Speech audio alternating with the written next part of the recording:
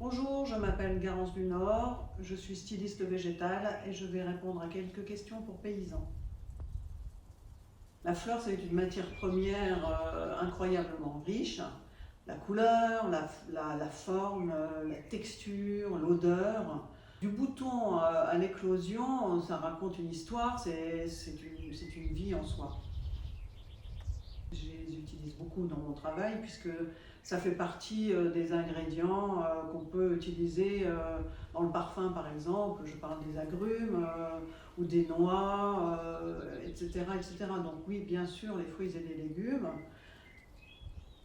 Si l'on parle des légumes qui ne sont pas calibrés, oui, c'est beau parce que c'est une surprise et que ça sort des sentiers battus. Il y a d'ailleurs eu une campagne à laquelle j'ai participé qui starifiait en fait le légume moche. C'est une campagne pour la grande distribution afin que le consommateur puisse et veuille les acheter pour éviter tout ce gaspillage, tout ce gâchis de fruits qui ne sont pas calibrés et que l'on jette.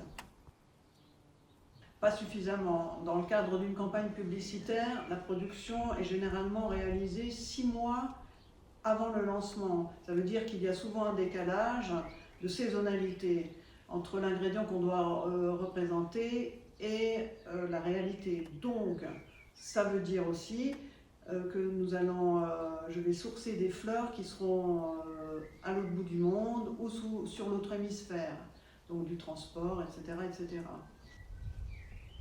Oui, le circuit court est possible. Moi, je cherche énormément de choses dans mon environnement proche. Je travaille avec des producteurs locaux. On a en Île-de-France énormément de personnes de talent qui produisent des fleurs de saison. On en revient toujours à la même histoire. Il ne s'agit pas simplement de faire travailler des gens qui sont proches, il faut aussi qu'ils travaillent en harmonie avec la saison, parce qu'il ne s'agit pas de trouver une rose plus près en région parisienne si elle est cultivée dans une serre chauffée en plein hiver. Effectivement, dans la fleur, mais finalement c'est assez récent, on s'aperçoit qu'on peut avoir tout le temps, c'est-à-dire de la pivoine en plein hiver, des roses, de la fleurette, etc. Donc effectivement, ces fleurs viennent de loin et dans ce sens-là, il n'y a plus de saison. Je pense à 2 fleurs, la pivoine et la rose. La pivoine étant la star du mois de mai. On trouve des producteurs de pivoine en région parisienne et dans le sud. Et en ce qui concerne la rose, il faut savoir que la première coupe, c'est toujours la plus belle. C'est simple, c'est comme pour les fruits et légumes, local et de proximité. Il faudrait perdre l'habitude d'avoir des bouquets de fleurs fraîches en hiver, par exemple, et privilégier les fleurs séchées, les baies. C'est très joli d'avoir un bouquet fait avec des végétaux qu'on aura glanés dans la nature.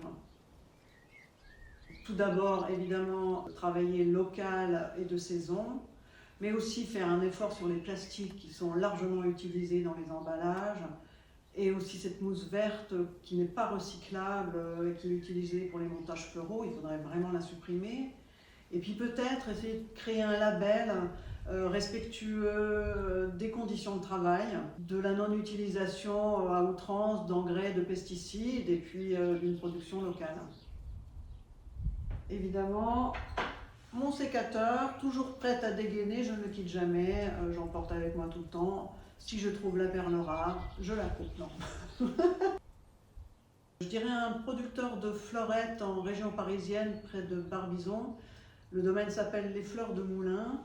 Olivier et sa femme y cultivent des variétés désuètes, un peu anciennes, comme des nigelles, de la camomille, de la carotte sauvage, des pieds d'alouette. On va trouver toutes ces fleurs-là en vente sur Rungis du mois de mai au mois d'octobre. Pour terminer, je voudrais dire que dans le monde citadin dans lequel on vit, où tout le monde est derrière son écran, avoir une plante verte, un bouquet ou 3 fleurs sur son balcon, ça reste une vraie respiration.